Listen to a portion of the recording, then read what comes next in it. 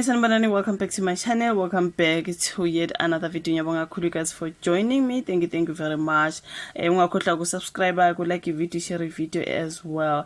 So yeah, menu guys, kule video sizokhuluma laphana ke ngobaba ke uPravin Gordhan ngeke report ukuthi kuthiwe akasekho emhlabeni obengqongqoshe ke zama business kaHulumeni you guys udlulile emhlabeni and yeah menu guys so kuthiwa ke laphana ubekhala ke ngokugombela kwesakhe emazwini akugcina you guys ogombela kwesakhe I think laba abantu you guys abaphandele ephaketheni labo you guys yethi basuke befuna ukuvotela umbuso kodwa bese ke baphandela ke ephaketheni labo I think yona ikhulunywa laphana ngobaba uGordhan kuthiwa ke lawa amazwi uwakhulumela laphana you guys I think insuku zakhe zokugcina isezodlula emhlabeni ubekhaleke yilabo ogombela kwesakhe something like that you guys so bathi laphana ke wayengqongqoshe kwezama business kaHulumeni umnumzana uPravin Gordhan ubalise ngogombela kwesakhe ethi bayazitamuzela izimalini zomphakathi enkulumeni yakhe yokugcina ke ebibhalwe phansi you guys uGordhan uthe ugombela kwesakhe bayaqhubeka ngokubhubhudla izimali zomphakathi wathi ke lo mkhuba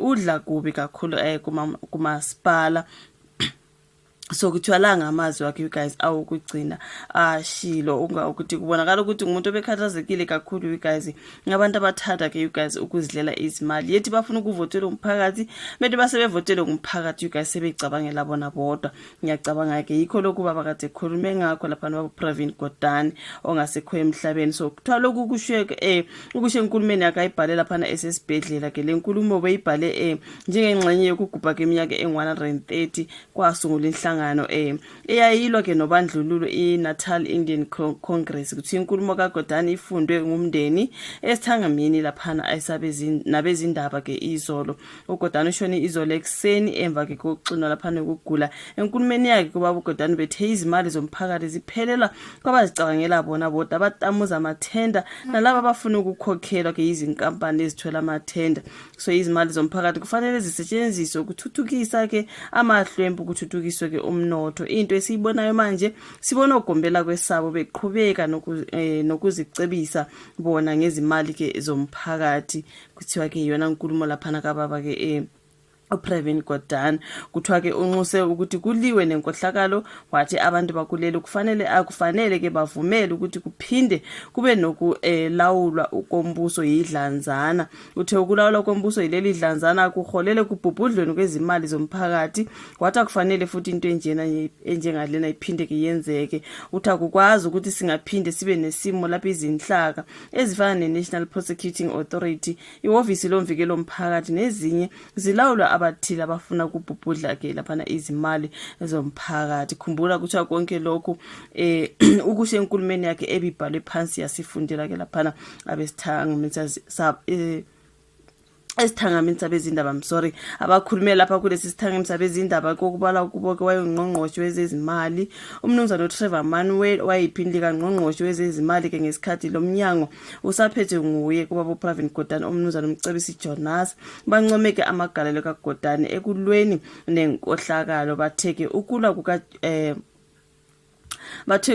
kukaGordhan nenkohlakalo kwamdalela ke amazinyo abushelezi kulabo ke ababhizi ngokubhubhudla izimali zomphakathi uGordhan ke kuthuzwe ngcwatshwe eThekwini ngoLwesine so kuthiwa ke lapha umongameli uCyril Ramaphosa umemezela ukuthi uGordhan uzohlonishwa ngomngcwabo osezingeni likaHulumeni lesi simemezelo usenze ngesikhathi ke kunomcimbi wokusayina ke umthetho wezikole iBasic Education Laws Amendment Act kuthiwa ngamabhela bill something like that so guys mangabe wazi amabhela bill ngine channel engiqalile you guys bengifuna ukuyo leyo channel you guys ngizobe ngiuploada ama videos based on politics so ila sikhuluma khona ngale bhela bill ekhulunywa you guys kuthiwa ke it's a Basic Education Laws Amendment Act okusho ukuthi mangaya ku channel yami ithi Barbara Talks Politics uzowathola ke lawo ama videos anjalo so baba Ramaphosa uthe uGordhan ke uyisebenzele ke you guys eningizimu Africa so ke ubaba uGordhan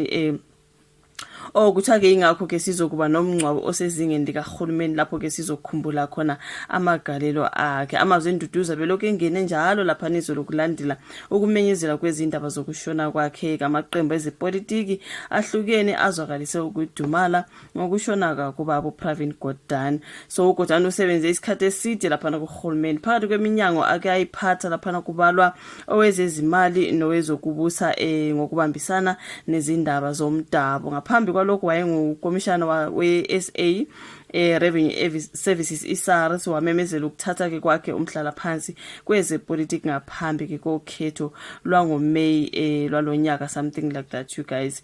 So yeah, I mean, you guys, I think ushone enguminister of I think he already left bese sukile laphana, you guys. So kuthiwa kube khala ke laphana ngolabo ugombela kwesakhe, you guys, abaloko bebhizi beyidlela imali. Ngichazwa ke lokhu ukuthi ngogombela kwesakhe into kanjalo, you guys. So yeah, I mean, you guys, imagine him ebhala yonke lento esesibhedlela, you guys. Kusho ukuthi umuntu obeyikhathalela kakhulu eNingizimu Afrika futhi ubalekisa nomsebenzi wakhe ade ewuphiwe. He was a politician, something like that, you guys. So ke kuthi ukhale ke ngalaba ababhizi, you guys, ke begombela kwesabo, something like that. Lokho kuyabonisa ukuthi umuntu obelikhathalela izwe. Sengathi umoya wakho ngalala ngokuphumula, you guys. Lona daba lapha nathi belibhalile ngoba uGordhan ngomyalezo wakhe lo okuthi ubhalwe phansi basebe wafundela ke abezindaba. Sizoza kuvala ka comment section like ivideo.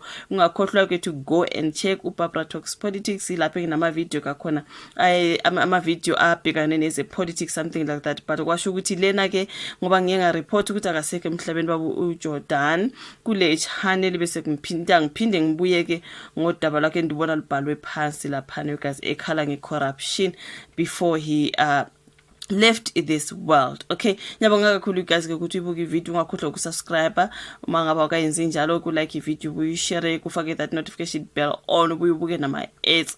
Lokho kuyasiza ukuthi sikhule siyishane. Ngiyabonga kakhulu, thank you so much. Siyaphinde sibonane futhi kwenye video elandelayo. Bye.